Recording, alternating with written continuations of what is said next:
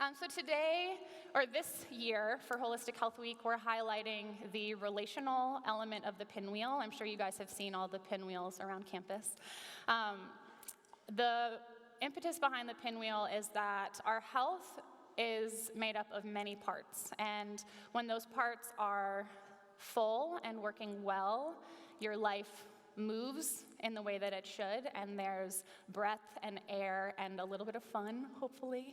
And when an area of your pinwheel is not, maybe it's broken a little bit or kind of crooked, the pinwheel doesn't spin quite as well, right? And so that is our symbol of what we hope your health and life looks like.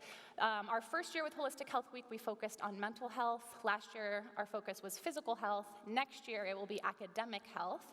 But this year, we've had the privilege of talking about relationship. And that's really a beautiful topic to have because we all are in relationships, whether we like it or not, right? We might be a sibling or have a roommate, or you have a supervisor or a professor or a friend you met online that you send emails back and forth to that you've never met, right? There's all different kinds of ways that we relate to people. And that's often that we have struggles in our relationships, and that's a little bit of what we're going to talk about today. So today we're going to cover confrontation and conflict, gossip, the greatest of these is love, solution-oriented relationships, and talk a little bit about who really is the enemy in our relationships and in our life. So this is me. Nicholas gave me an introduction. That's my daughter, Elizabeth. She's 20 months old. She's talking, and it's really funny. She can't say Samuel, which is my son's name, so she calls him Momo. And Momo's very emotional, so often she goes, "Mama, Momo's sad. Is Momo sad?" We say, yes, Momo is sad. He'll be okay, it's fine. But I am wellness coordinator and resident director of the Village. All right, so why does confrontation matter? I want us to try to think about, instead of confrontation as this big scary thing, right, that we experience where it feels like, ooh, it means that we're gonna fight, right? Confrontation's a fight. Confrontation really is learning how to communicate well, hopefully often, and about hard things. So instead of thinking about confrontation as the enemy, right, which it's not, confrontation is actually a mode by which we can communicate well, even when it's hard, and especially when it's hard. It protects our relationships. I know, so I've been married now for 7 years. My husband is an 8 on the Enneagram. He's very black and white. He's former military. He sees the world how he sees the world, but has a beautifully tender heart, right? And so often he communicates with me, this is the way it is, and I'm a chew, and I'm like, but what about my feelings, right? And he's learned to take those into consideration and speak in I feel statements because he's a wonderfully gracious man and appreciates me and learns how to communicate in a way that makes sense, right? But he confronts me on everything all the time. Like, Sarah, there's a fork in the sink. I'm like, ugh, I know there's a fork in the sink. Can we just let it slide, right? But he doesn't let things build up in our relationship, and I'm ultimately so grateful for that, even though it took me a while to see it as a gift, right? For a long time, I felt like it was an attack on me, which it wasn't. It was his mode of saying, I care about you, I care about us, let's have a successful marriage, right? And that's ultimately how confrontation protects our relationships. And our relationships, like I said earlier, they can be small, individual, or they can also be relationships with us in an institution. So I'm going to share a couple of stories, and we're going to come in and out of these as we go throughout our conversation. But the first one we're going to talk about is a friendship mediation that happened this year. I was brought into a conversation with 2 residents, and they had lived in the same building last year and had this sort of big conflict happen to the point that they weren't speaking, and they had gone away for the summer and felt like, oh, okay, the summer has happened. When we get back, I don't have to worry about that person. I don't have to see them. We'll be fine. But they ended up having a class together. I would say sort of in the Lord's grace to them both, and they were forced to have this conversation, right? Because they're in class, and not all classes are that big. So all these emotions and feelings and fears and frustrations all bubbled back up, and they weren't really sure how to navigate it, because when you let things go for a while, something that might actually be small feels like this big dragon, right? Like with fire breath and probably spiky horns and wants you to die, right? Like that's how it feels. You're like, this dragon, it wants me to die. But actually it's like just a baby dragon, and it doesn't even have teeth. It's just like, fluttering around, lands on your shoulder. But we make it into this huge thing, right? And that's what had happened with these two women. So I met with them each individually. I thought, okay, Lord, help me to see what's really happening. What are they not seeing? What am I not seeing? What I thought the conflict was not at all what the conflict was. And as we talked, it took almost 5 hours for us to have this conversation. But it was so beautiful because they were able to really listen and see, oh, that's what you thought was happening? Oh my gosh, of course you felt that way. And it didn't take away the feeling, right? Like their feelings were still valid because they're living in their own perspectives, but they were able to pause for a minute and really listen to what the other person was saying and where they were coming from, and they realized that the root of this issue is also a root that you all have identified as something that is, according to a survey that was taken this summer, the number one issue at Gordon. And 90% of the student body that took this survey agreed. Can you all guess what that is? You can yell it out. We can be interactive. Gossip, right? What a jerk gossip is. It feels like it's the solution sometimes, but it's not. So let's look at what gossip is. Gossip is casual or unconstrained conversation or reports about other people, typically involving details that aren't really confirmed as being true. Have you guys ever experienced gossip in your lives? You can raise your hand. Anybody? Yeah? I'm surprised there's not more of you raising your hands. I know I have, for sure, right? There are a couple things that motivate us to gossip, right? I think if we're in a positive mindset, usually the initial conversation is coming from a place of wanting help. But then it can kind of become like this joke between you and your friend about something or another person. It's like this secret club that you're in. I think we also all like to feel like we're in the know, like we have information. And so when we have a piece of information, we're like, oh, let me tell you about that thing. That's really big conversation. I know a little something about that. But it's not necessarily been proven. It's not necessarily kind, right? And it's not necessarily helpful. And so when we gossip, we end up building these chasms between the truth and ourselves. And the fallout in the middle is the people or the things that we are gossiping about. And that's really hurtful for a community from a one-on-one perspective and from a more global perspective, right? A lot of it has to do with power. And I would pose the question, when you're talking about something, what is the benefit you're trying to receive, right? Is the benefit validation for yourself? Is the benefit hurting someone who's maybe hurt you? Is the benefit feeling in the know? Being top dog, being super cool, right? Whatever it is, putting it on your Insta, right? Let's think about that as we talk through these things. So there's this quote by Marianne Williamson. This is one of my favorite quotes. I was first introduced to it in my senior sem sociology class at Gordon, which is what I majored in, and it reads this: "Our deepest fear is not that we are inadequate. Our deepest fear is that we are powerful beyond measure. It is our light, not our darkness, that most frightens us. We ask ourselves, who am I to be brilliant, gorgeous, talented, and fabulous? Actually, who are you not to be? You are a child of God. Your playing small does not serve the world. There is nothing enlightened about shrinking so that other people will not feel insecure around you. We are all meant to shine as children do. We were born to make manifest the glory of God that is within us. It is not just in some of us, it is in everyone. And as we let our own light shine, we unconsciously give others permission to do the same. As we are liberated from our own fear, our presence automatically liberates others. Now, the reason I bring this quote up is I don't know about you guys, but when I've been in situations with groups of people and things start to seem like they're turning a little bit into a gossip sesh, right?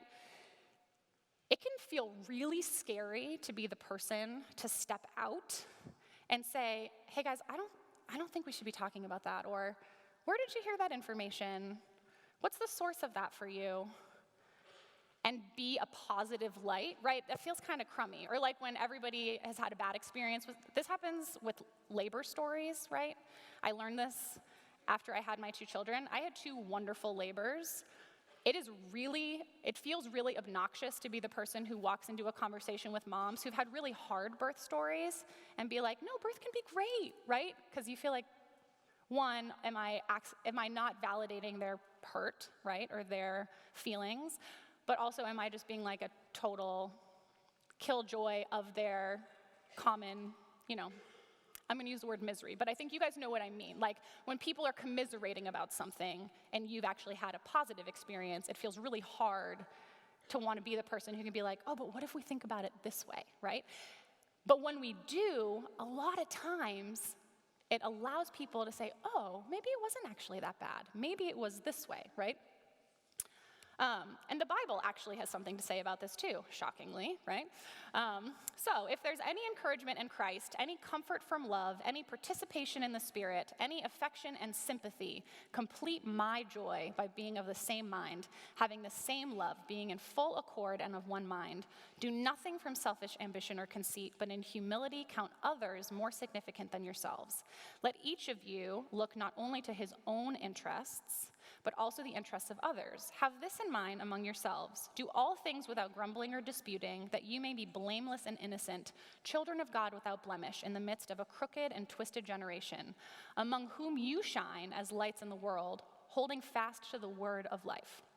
And that's from Philippians 2.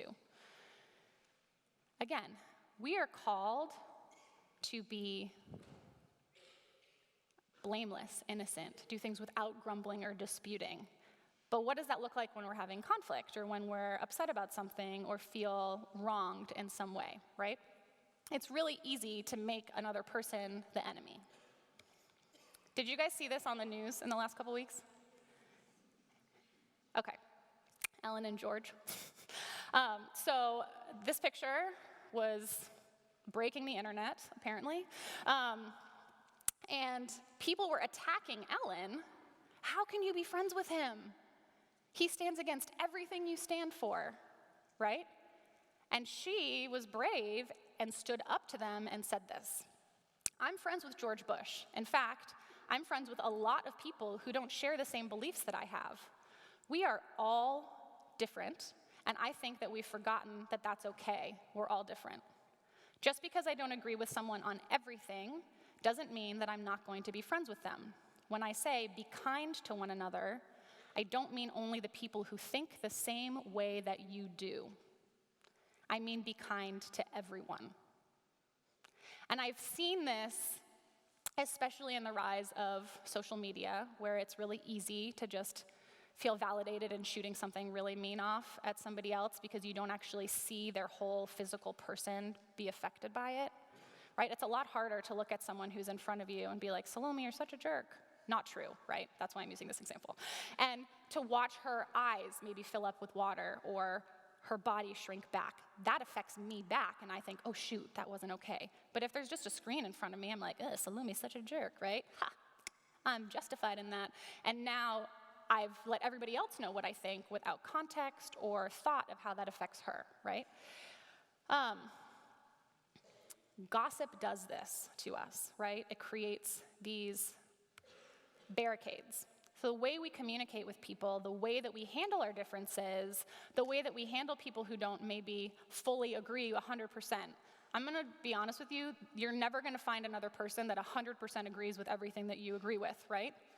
My husband and I are pretty lockstep in the big things, but there's a lot of little details that we're polar opposites, right? I would leave the kitchen a mess every day because I'd rather hang out with people than have to wash dishes. Bless you. But to him, that's a value system, right? He wants the dishes clean. That's how he relaxes. And we have to work that out, right? That's like a super small example. But those things, those small details, we're all different. And that's part of us bearing God's image, right? We all show a different piece of who God is in this beautiful picture of the kingdom. But when we communicate, we can either build a bridge or put up a wall. And Ellen was an example publicly, which is pretty cool, of how you build a bridge with people, right? Yeah, they don't agree with everything, but they're still able to laugh and enjoy things together and to recognize that there's nothing inherently evil, right, about the other person. They just have very different ideologies on things, and because they have this bridge of kindness and consideration, they can actually dialogue about that, which is what helps us to all grow, right, and to gain understanding and empathy and all of that good stuff. But you can communicate in a way that builds a wall. If you come at someone and are like, that's not how it's going to be, that's not really a dialogue, right? I remember my husband and I were driving in the car, and something came up about, I don't even remember what. He's like, well, that's not how our family's going to be. And I just kind of sat there. He's like, why are you quiet? It's like, what do you mean, why am I quiet? He's like, well, aren't you going to come back at me?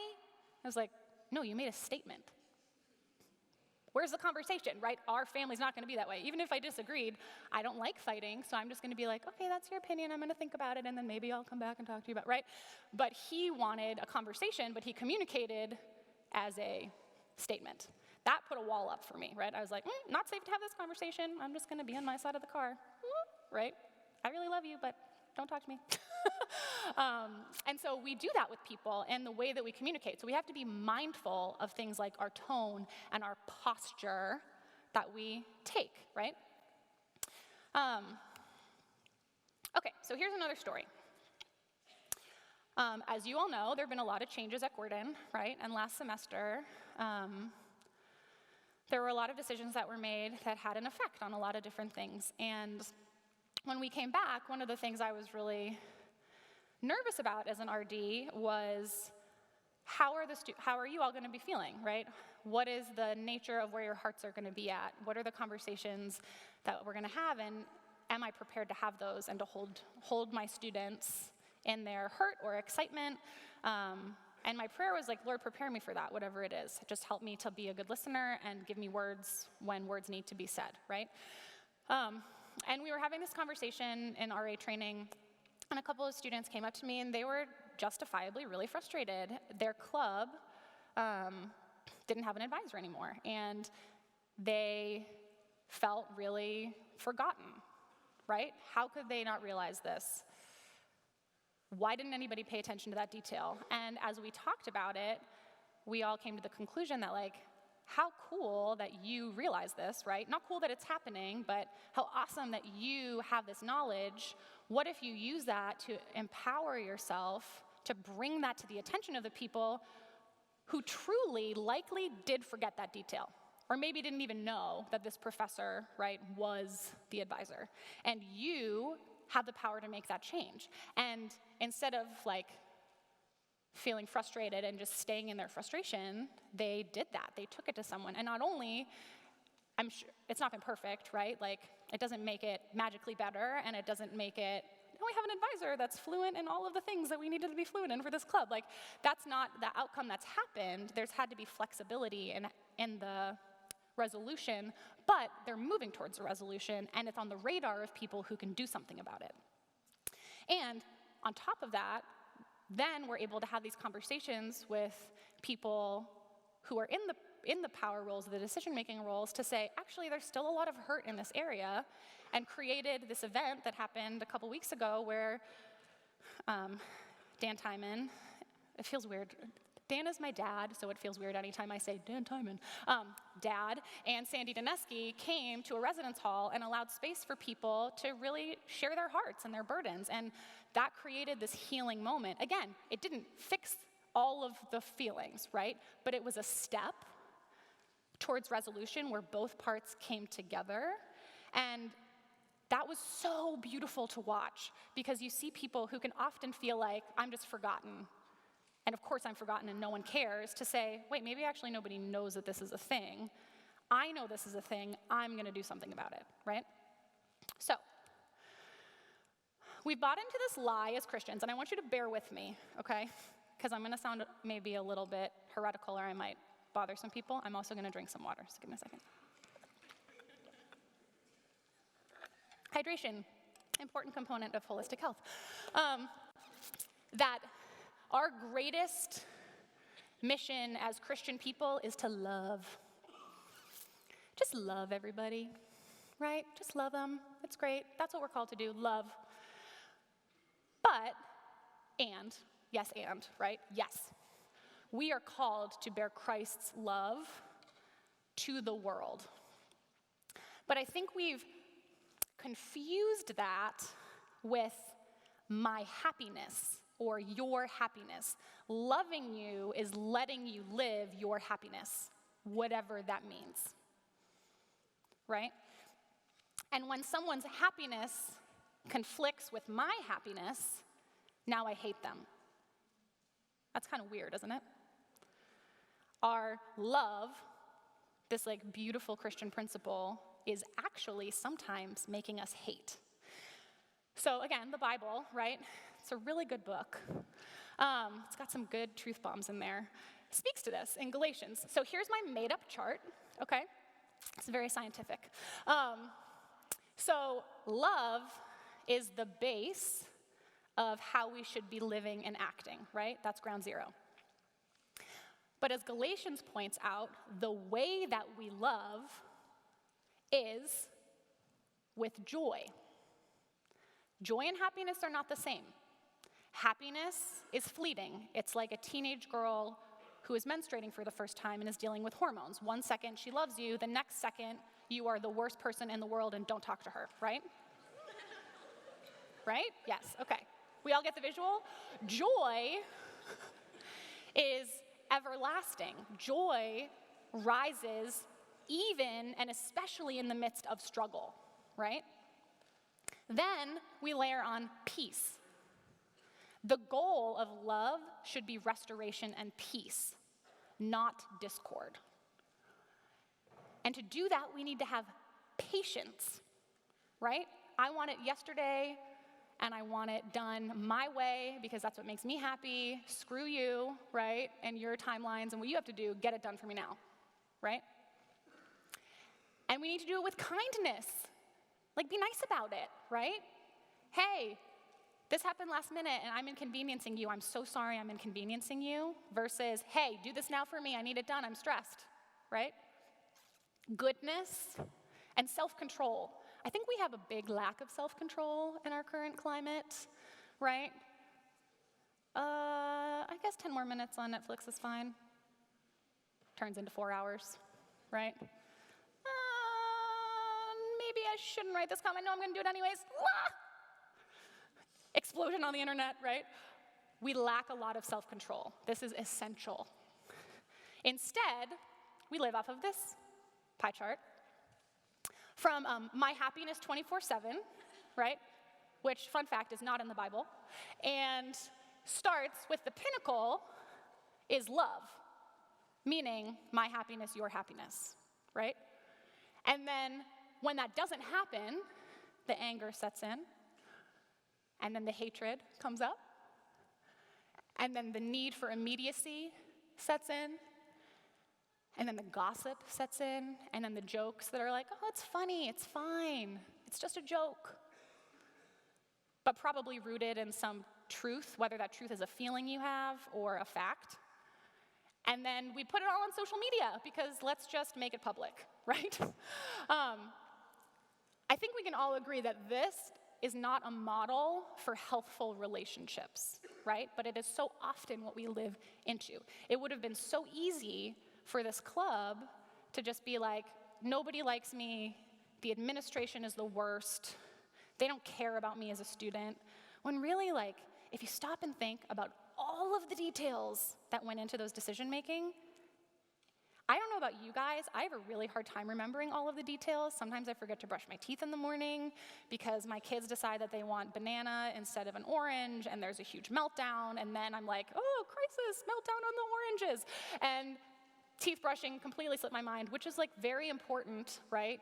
Especially as someone who's prone to cavities, like I should be remembering that, but I don't, because we forget things sometimes, and it's not intentional. I don't intentionally want to walk around talking to all my residents with like gross, non-brushed teeth, right? But it happens. And so I think we need to be a little bit gracious with people who are making decisions, whether that's in a friendship, right? Or more globally, to assume the best and say, let's participate in this conversation, right? Okay, so speaking of the administration, I, for a long time, have heard, oh, the administration, right? I think that's probably sentence enough. The administration, ... usually negative, right? So I had this really interesting conversation with a group of probably 40 students this August, and I said, okay, talk to me about your struggles with the administration. I said, but before you do, tell me who specifically you are frustrated with. And they went, what? I said, who is the administration? It's the administration. Okay, great, who? I was like, is it Dan Timon? They were like, no, we never mean Dan Timon. It's like, well, one, good answer, because he's my dad. But two, yes, right? Is it Rick Sweeney? Who's that? You don't know who Rick Sweeney is? Is it Paul Edwards? Who's that? And I had this like aha moment. We don't even know who we're talking about, right?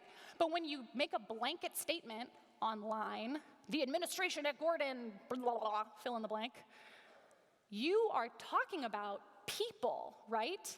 Rick Sweeney plays a mean electric guitar. He is super fun, right? Paul Edwards is this like wonderful thespian who writes incredible plays about the history of Gordon and is like larger than life and this wonderful caring man, right? But we don't take the time to know that because we'd rather sit in our frustration than see the person that we're talking about.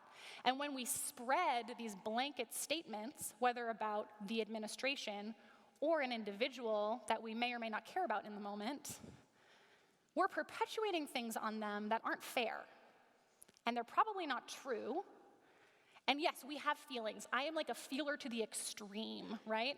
I live out of my feelings. But my feelings are not always fact. They inform and are informed by facts. But a feeling is not a fact. It's an information center, right? It's a pulse. It's a thermometer of how we're doing. And I know even over the summer, my peer alums from my class were shooting off things online. Oh, Gordon this, Gordon's whatever. And I got so frustrated because I'm an alum, right? My department was eliminated or is in revamp, right? Which I loved. I loved the sociology department. Love currently the sociology department. I am a staff member at an institution that I work at because I love Gordon, and I love what Gordon does for people, and I love how Gordon makes people better, right? People ask me, what do you do as an RD? It's like, I get to watch people be better humans. That's what the job of an RD is, right? And I'm also the daughter of the administration, right? So there's like a little bit of a personal thing for me. And I got so frustrated, and I thought, how am I gonna respond to this person? Because they're a friend of mine. So I wrote them a message, and I said, hey, talk to me more about your frustrations. And they were like, oh, Gordon and the money and blah, blah, blah. And I said, I'm just gonna ask you a question, right? When was the last time you financially contributed to our institution? Crickets. No response. Said, I'm not trying to be judgmental. I just wanna offer that as you know that we're a tuition-driven institution and you're frustrated that Gordon isn't having the financial flourishing that maybe we'd like, perhaps your negative blastings on social media are actually working against what you want to happen. And maybe if there's a professor that you care about, could you fund their salary?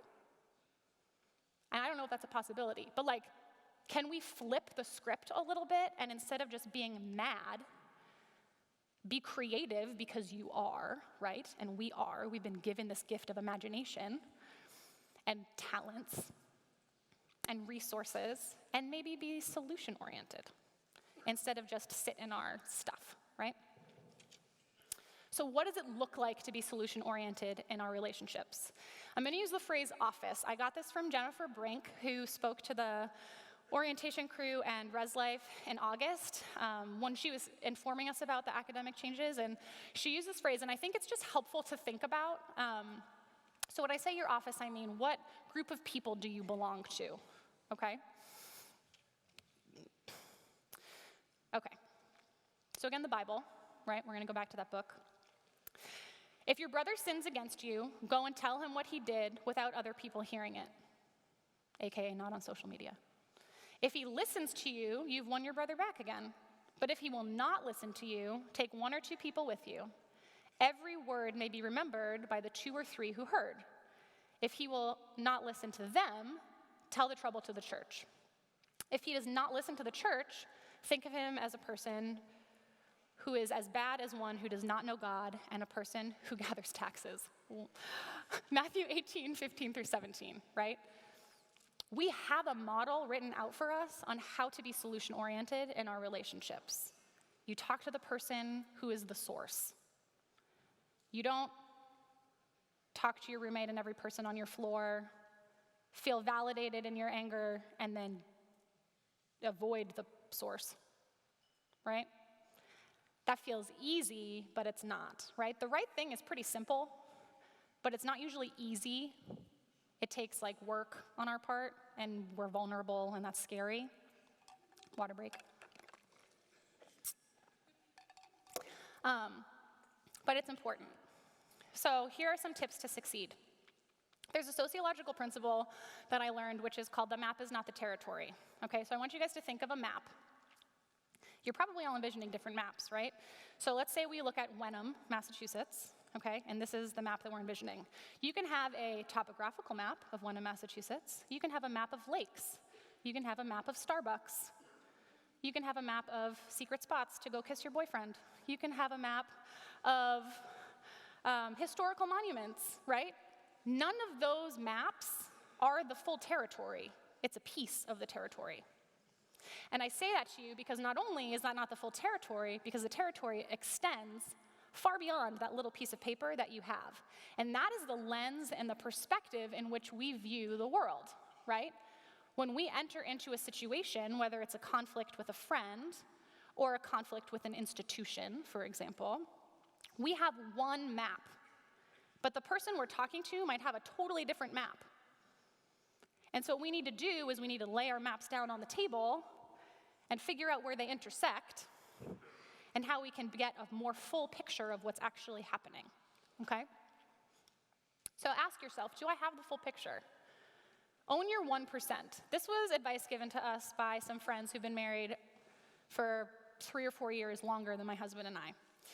And when our goal is unity, we need to go in recognizing that we never are fully 100% validated. There's always 1% that either we're missing a piece of something or we were 1% wrong. But if you can go in with that in mind, it's a lot easier to have a conversation versus I am justified and I am right and I'm angry and me, right? So own your 1%. Watch your tone. Tone is not just the timbre of your voice, right? Tone is body language. I met with a student once, and I won't demonstrate because it's a little grotesque, but I was meeting, he was a male, and he and I had a conflict, right? And I was talking to him, and he was sitting, arms crossed, legs spread wide open, leaning back in a chair, staring me down. And I was trying to have like a normal conversation, and I said, you know, your body language is telling me a lot. I don't speak with body language. Okay. False. Because what you're telling me right now is you do not give a care in the world about what I am saying to you. Edit, right? Be kind, Sarah, be kind. Don't curse. you don't give a care about what I'm saying to you. He goes, I don't know what you're talking about. I said, I think you need to do some reflecting on that, right? Body language says a lot. If someone is like fully in, right, they're engaged. If someone's sitting there like this, they're probably not actually paying attention to you, or you feel that they're not, right? Maybe they are. We'll give them the benefit of the doubt. And then assume the best, right? Let's assume the best in people. When you're someone who's on the receiving end of a conflict, assume the best intentions of the person who's coming to talk to you. When you need to talk to somebody, assume the best about how they got to that decision, right? Even if their intentions are negative, at least you're going in with an opportunity for resolution. But if you go in guns blazing, right, to the conversation, you're probably not going to get very far. That's not a very inviting place to be. If you're like, hey, come at me, you know, you're a jerk, whatever. Okay, and active listening.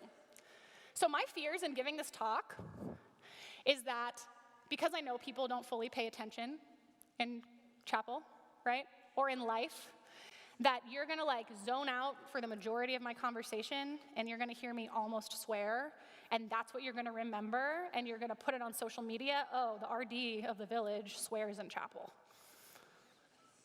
I was terrified of that because we live in sound bites. We don't actually listen to the whole thing that someone's saying, and if something bothers us, then we latch onto that, and we've blocked out whatever they're talking about, and we're like, I'm gonna have a rebuttal for you, and you're gonna whatever, right? Like, yeah, the worst. Do you guys like being on the receiving end of that? I don't. When you can tell that someone's been like, I have the best response for what you said 10 minutes ago. I have no idea what you're currently talking about now, right? Awful. Let someone finish. Let them talk. Let them say their piece. Especially if you disagree with them, just give them the courtesy. And then imagine yourself in their shoes. Can you put yourself in their perspective? If you can't, that's okay. Sometimes we can't. But if you can, even a little bit, maybe you can understand where they're coming from. Okay. So we need to seek wisdom from people, seek wisdom from someone, but don't stay there, because when you stay there, that's when it becomes gossip. Contact the right person. Be flexible. Recognize that the outcome you want might not be the actual resolution, but be happy to work towards a resolution, and then be relentless. I know that we're wrapping up, but I have a quick story. So, and this is important for you guys to know. So the color run is supposed to happen tomorrow, right? And we're gonna have to revamp it. And I was like, Lord, why do you give me perfect examples of things when I'm giving talks, okay? I was so excited about the color run. I love the idea of like everyone wearing white and colors flying around. But someone brought to our attention yesterday that there are some things that maybe we didn't think about and how it impacts our campus and our physical bodies. And it's Holistic Health Week, right? The goal is like to be healthier, not to fill your lungs with cornstarch and maybe give you asthma, right? But one of the main things that we hadn't thought through all the way is that when you have color on people and then they go through the residence halls, what's it gonna do to the showers? And I don't know about you guys, but I love Physical Plant. I just love them. They're so great. And they work so hard, right? Yes. Claps for Physical Plant. I don't want to create an event that causes them frustration, right? I want to create an event that brings joy and makes you guys happy and maybe like move your bodies a little bit because you can, right? Trick you into running because you think it's about color. I don't know. I'm laying my cards out, sorry.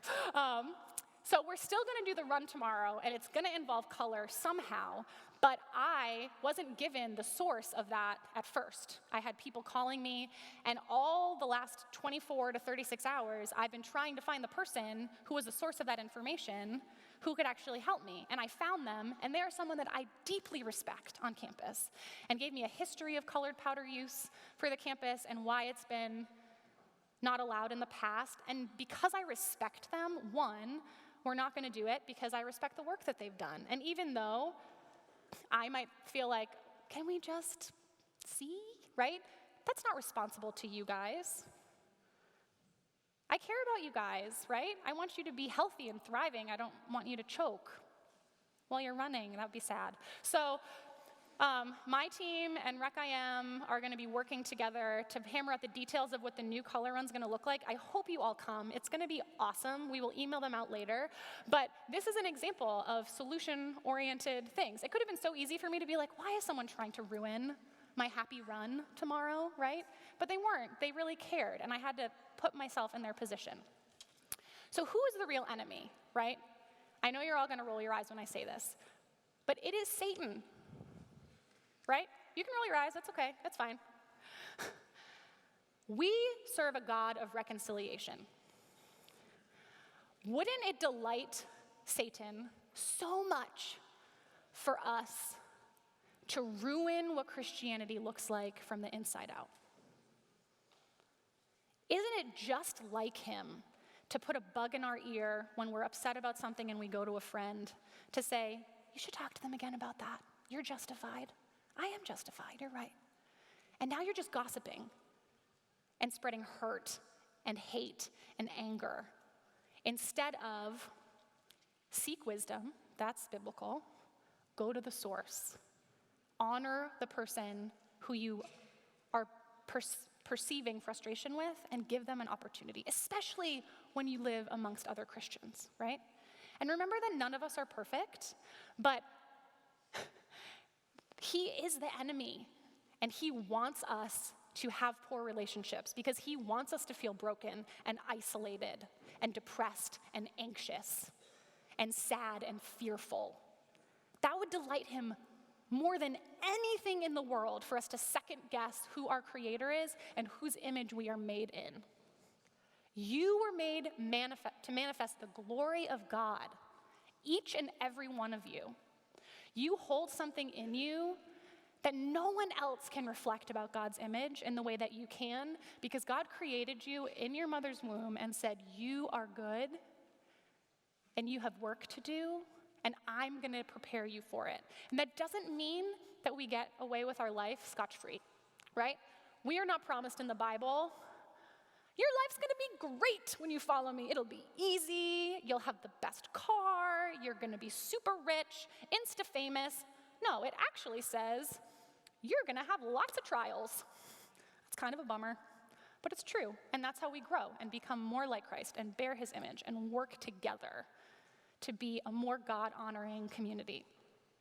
So let's remember the lie about our happiness. It's about God's joy. And when we can work, because it's work, it's simple, it's not easy, towards healthy relationships, our kingdom, God's kingdom, is going to flourish, and you will be agents of change and hope and joy and peace and righteousness and justice, right, in the places that he puts you. Thank you.